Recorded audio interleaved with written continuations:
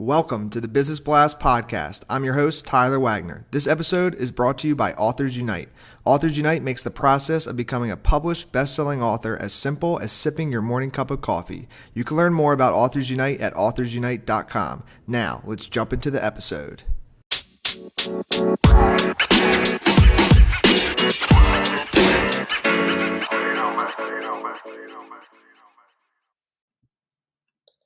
All right, everyone. Welcome back to the Business Blast podcast.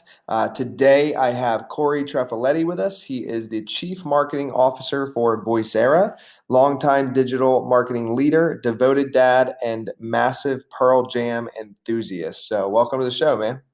Thanks for having me. Of course. Grateful to have you here, Cory.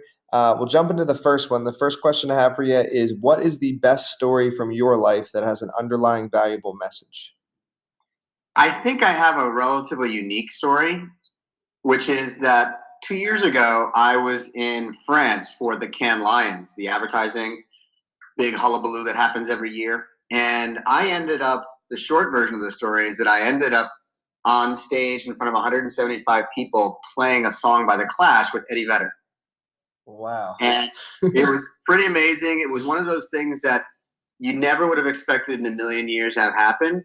But the story behind it is that I'm a firm believer in making sure that you are genuine, that you are honest, and that you are true to who you are. And I've never hid the fact that I am, as you pointed out, a massive Pearl Jam enthusiast. I've never hid that. I've never been shy about it. And it's kind of a goofy thing to some extent in that everybody who knows me knows I'm a huge fan.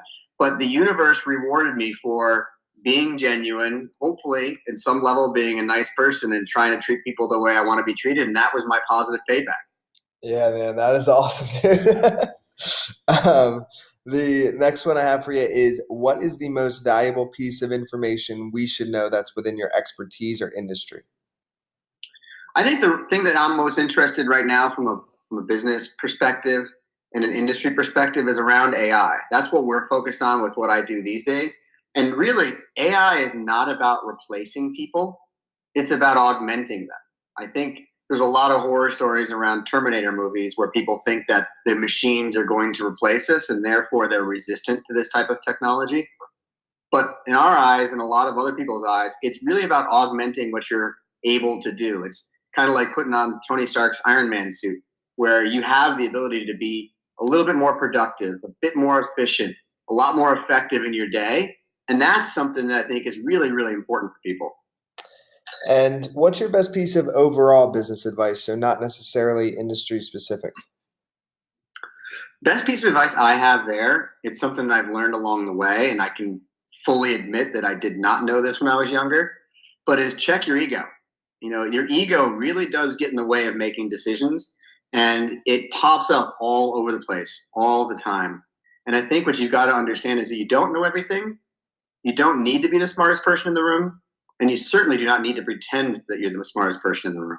So I think making sure that you check your ego is extremely, extremely important. Yeah, there's actually a quote that kind of goes along, not necessarily with the ego part of that, but it's like if you are the smartest person in the room, you're in the wrong room. Have you ever heard that quote? Yeah, and so I've always liked that one. The next one I have for you is, if you could give your younger self one piece of advice, what would that be? That's a hard question to answer and not necessarily dive down into the world of regrets, etc. But my younger self, I would really have taught myself to go learn some things that I really didn't know. I probably would have gotten an MBA. I probably would have learned a lot more about business at a younger age than I ended up learning at an older age, just simply because if I'd known then what I know now, I probably would have a lot more things under my belt that I could look back on and say I was really super successful with.